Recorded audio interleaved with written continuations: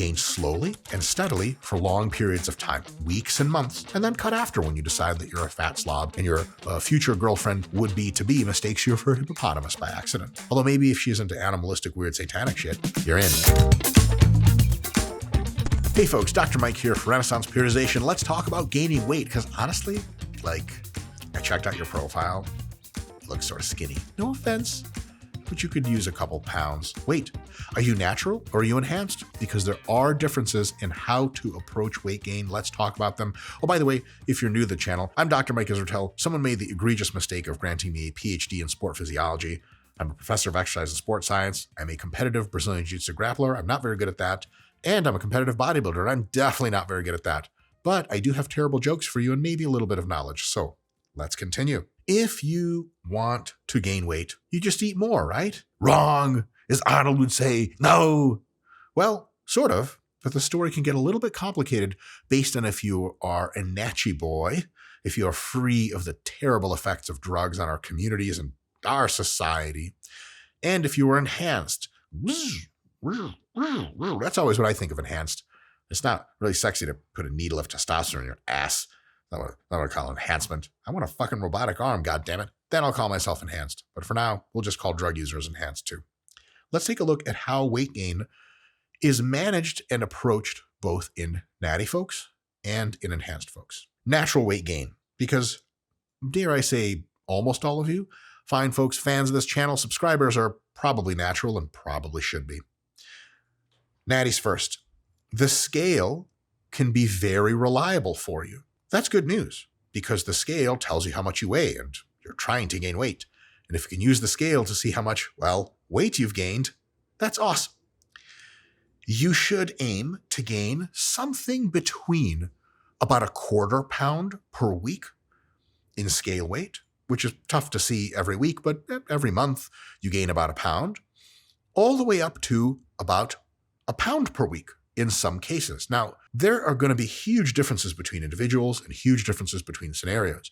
If you have amazing genetics, you're pretty much a beginner, you're pretty lean, you have a huge bone structure, you may be able to gain 1 pound per week for 8 or 12 or 16 weeks, even up to 20 weeks, and gain a really awesome combination of muscle and fat. If you're much more advanced, you don't have amazing genetics, it might behoove you to gain much slower, maybe at 1/4 pound per week or something like that, a barely detectable rate, just so you don't get outlandishly fat and just have to cut off the fat later.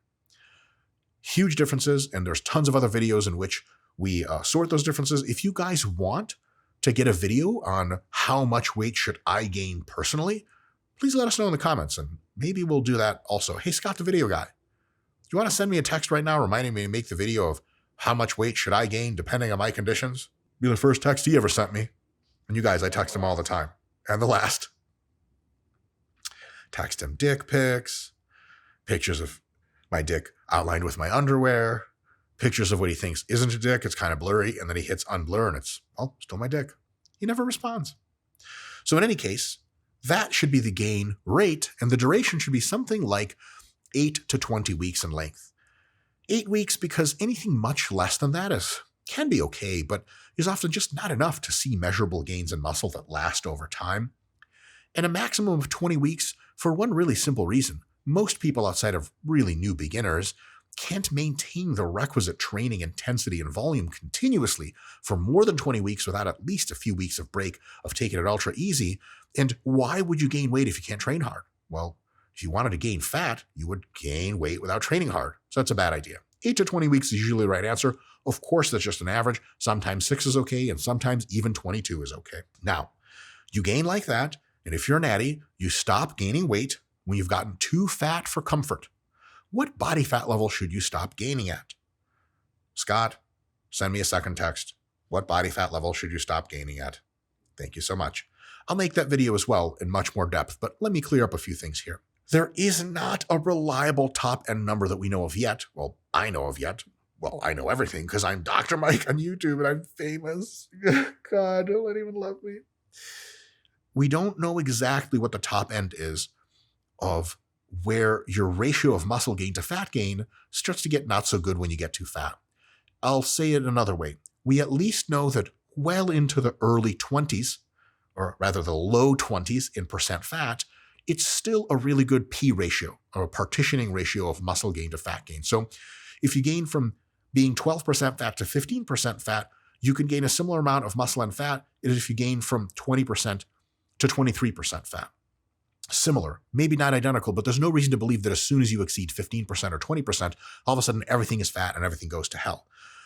Mostly what occurs first is you get discomfort in one of several ways. One is you are so fat, you're so out of shape, training is hard, and then overload is hard, and then muscle stimulus is hard, so fuck that. And another thing is aesthetically, you just don't look good anymore. And look, if you've got fat rolls globbing up, what the fuck are you doing? I thought you were in the muscle game for aesthetics, at least to some extent. What the hell is going on there? And so basically those two situations, kind of performance and aesthetics, are a big deal. And remember, and we have made other videos on this, I don't know when they're going to get released, maybe later, maybe earlier, but if you gain a crap load of body fat, the skin and the cells stick around for after. Even if you get leaner, you get loose skin, your fat cells stay around the same in number, even though they shrink in size, and they kind of cry and scream and make you hungrier and less apt to gain body water, more apt to gain body water, all this really bad stuff. So you don't want to get too fat. Definitely before any folds appear, you want to cut the process off. So that are the parameters for gaining. Now, what happens if you're gaining, but you start to stall out? If your weight starts to stall out, and for a few weeks, probably like 2, you've seen no measurable increase in your body weight, you're probably going to want to add some carbs and some fats to your diet. An addition of something like 250 total calories from some combination of carbs and fat, not ultra important where that comes from, to see if that can bump it. And if it doesn't bump it in another week or 2, add another 250, and so on and so forth. And you can even add a little more if 2 bumps don't get it moving. Add 500, see what happens. Worst case, you gain fat a little bit too fast, you can pull back a couple hundred calories. Where should these carbs and fats come from? I would keep them from healthy sources if possible. Can you add some junk? Sure. Just don't do this too often or you'll get less healthy and more fat than otherwise. And look, the girl in school that you desperately can't wait to talk to, she's not going to talk to you if you're fat and unhealthy. She's going to make fun of you and throw tater tots with nacho cheese on your face, and everyone else is going to laugh at you. And then you're going to get an erection. And oh boy, I'm in fucking high school again. Why did I get an erection? Now, she was impressed after that. Because your boy's out here with that meat, baby. Summer sausage. My fucking nickname. Anyway, naturals, you've got it easy, in a sense. Your body weight is a very good guide. Follow your heart in everything you do. And your body weight. And make sure you're meeting your body weight goals. If you get too fat, back off. Maintenance, fat loss, so on and so forth. But if your body weight isn't rising like you want, don't be delusional and think you're gaining tons of muscle. Eat a little bit more food, mostly from healthy sources, a little bit of junk if you like. Keep that weight coming up on the scale until you feel a little too mushy, and then you have to reverse the process. That's natties. Let's talk about the enhanced folks. Those fucking criminals. The scale, unfortunately, as I have learned in my enhanced journey, just kidding, I'm lifetime drug-free. Does anyone believe that with how my face looks? Maybe. Anyone? The scale is dog shit for enhanced folks because body water fluctuations are everything. Let me give you an example. You start a 16-week mass gain cycle. You plan to gain 20 pounds during that time. Fuck it. Let's say something more normal. 8 pounds, half a pound per week. That's no big deal, right? 8 pounds of gain in 16 weeks.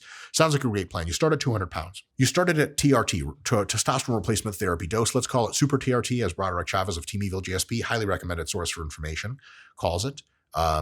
300 milligrams of testosterone per week.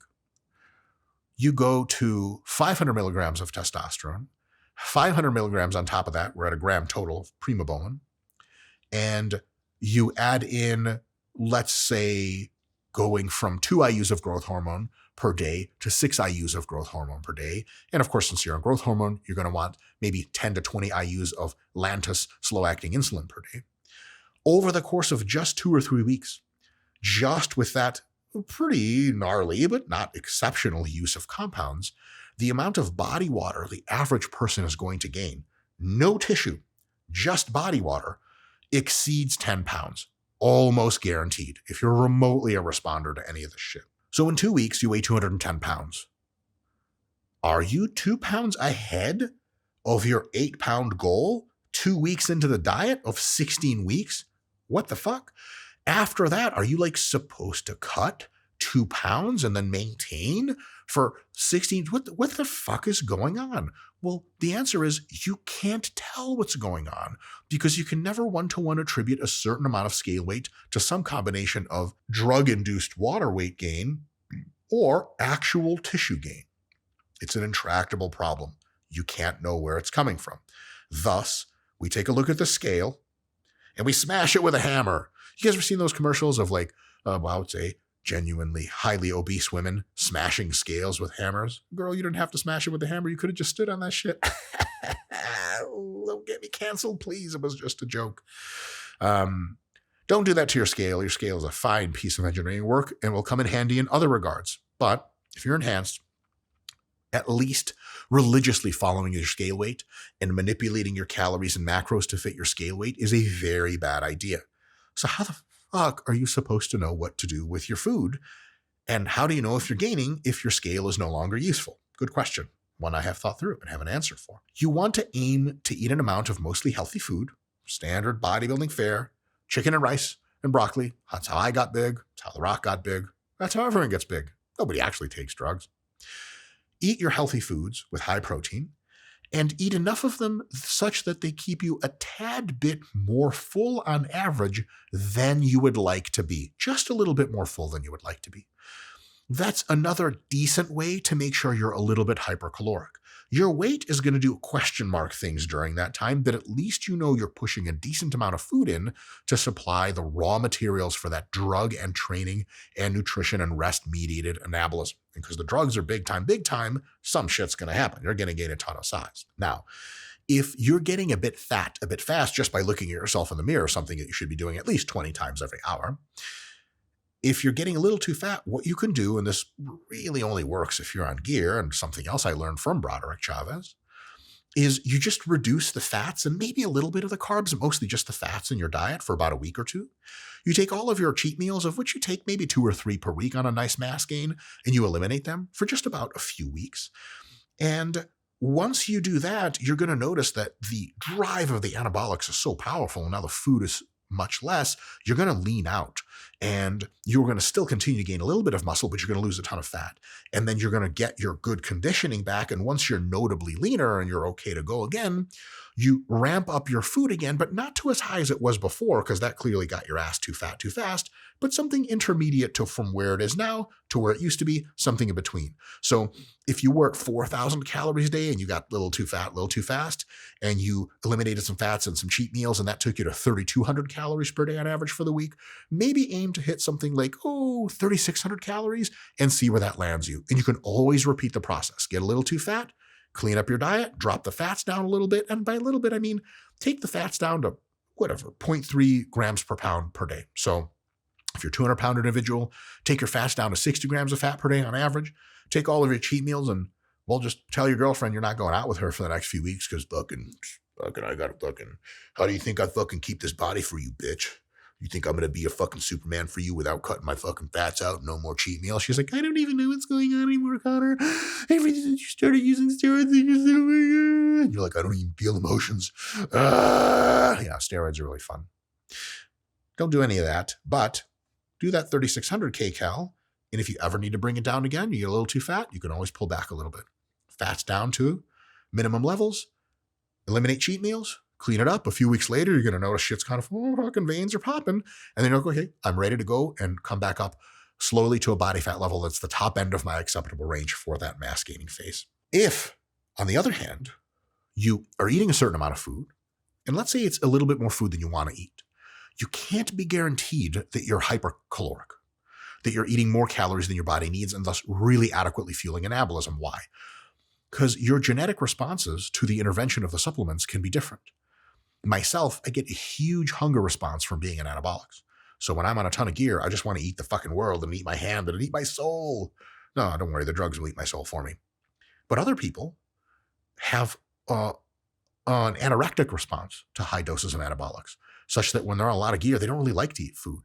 And even if they're eating more food than makes them full, they could be flatlining in weight. And remember, the androgens and the growth hormone and insulin should be gaining tons of body water. If at that time your weight is stable, that means you're losing fat and tissue really fast. And that's not something you want to do. I mean, it's awesome, but you're trying to gain muscle. So you're trying to go the other way. So if you're losing weight or stable in weight and your conditioning is either stable or improving, then you want to eat more healthy food. Can, something like 250 to 500 calories more food, instantiate that change, see how it affects you, instantiate it again if necessary to keep that process plugging along. Adding junk is okay. It's okay, but it's the consistent healthy eating meal after meal after meal, or little bits of junk here and there on top of healthy food that make you gain muscle. If your food is isocaloric or even hypocaloric over the week, but ate massive pieces of fucking New York style pizza on Friday and then the world's biggest Chinese food buffet binge on Saturday is where you get your hypercaloric diet from, you can't shove fucking 5,000 extra calories into your muscles in 2 days and expect them to anabolize all of that into muscle tissue. Excess calories, after a small margin goes to muscle, the rest go to fat. And so that's just a good way of not gaining a lot of muscle during the week because you're hypocaloric during the week and then gaining quite a bit of fat during the weekends. That's the worst of all worlds. So to make this very clear, no, just gaining weight through cheat meals is not a good idea. This is a decidedly bad idea. Eat mostly healthy food, just more of it. Or if you're going to cheat, have like a candy bar at the end of dinner instead of like 18 candy bars on a Friday night after you've eaten 500 milligrams of edibles and you don't know what your name is anymore, but you know candy tastes good, and that's all you need to know. When your blast is over, that is you're dropping down dosages back to replacement levels, your gaining should stop. You'll lose a ton of weight. Again, the scale doesn't tell you dick. So from your old measurements and understanding of your body, you're going to have to go to what you think is a maintenance level of calories. Again, warning, you're going to lose a ton of weight during maintenance because almost all of it is intramuscular and subcutaneous water, and it's not actual tissue that you're losing. You're going to lose a little bit because you can't maintain huge levels of muscularity on very low levels of androgens, but you do keep some decent amount of what you did when you're on the blast cycle, and then you do another blast. All of it comes back really quick, and then you'll add more later. And very, very importantly, make sure you do blood work at the end of your mass gaining phases to see how your health markers are. If your health markers have gone a little bit more south than you and your coach think is a good idea, then for the next time, getting leaner on your fat loss phase and staying leaner during your next bulk is a really good idea because being lean is one of the best ways to ensure a better level of health through your gain phase. I've done blood work on myself fucking from here till the moon and back. I'll tell you this, even when I'm on fuckloads of gear, my blood work is just objectively better when I'm leaner versus when I'm fatter. So if you have blood work problems, getting leaner is a big start. And considering altering, reducing the dosages, altering compounds, or really reconsidering being enhanced altogether is probably a wise move at that point. So to wrap it all up, main points that beginners can take away from this whole chat. First, stay natural. Trust me, it's a really good idea for about 500 fucking reasons. And you can YouTube search videos that we've made about steroids where I think convincingly illustrate that point in many different ways. And while staying natty, gain slowly and steadily for long periods of time, weeks and months, and then cut after when you decide that you're a fat slob and your future girlfriend would-be-to-be mistakes you for a hippopotamus by accident. Although maybe if she's into animalistic, weird, satanic shit, you're in. And then you're like, yes, I am a hippo. Feed me that ass. No? No takers? For intermediates, also stay natty for many other very good reasons. Gain slowly and steadily, but if you feel like during a gain phase you're getting a little too fat for comfort, experiment with short mini cuts. And if you want to know what a mini cut is, Renaissance Periodization Mini Cuts, YouTube, we got whole fucking fields of videos on that shit. The mini cut will make you leaner again, more sensitive to growth again, and then you can start slow gaining again with the lessons learned based on how your last muscle gain phase went. Main points for the advanced: gain slowly, very slowly, especially because you can't gain muscle very fast anymore, as gaining an inordinate amount of fat is just fucking annoying and pointless.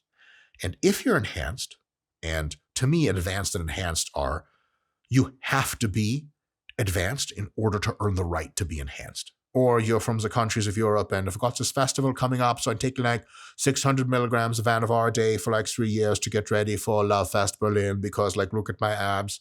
JK, Germans, you're great. Other than the period from 1939 to 1945.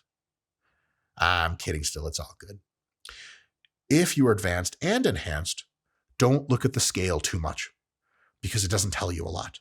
But do look at hunger and fullness and look at your conditioning. If you feel pretty full and your conditioning is decent, fucking keep plugging. If you're feeling a little hungry and your conditioning is improving, you need to eat more. No matter how you feel hunger and fullness wise, if your conditioning is staying the same, you're not getting a little fatter, or you're actually getting leaner, eat more food.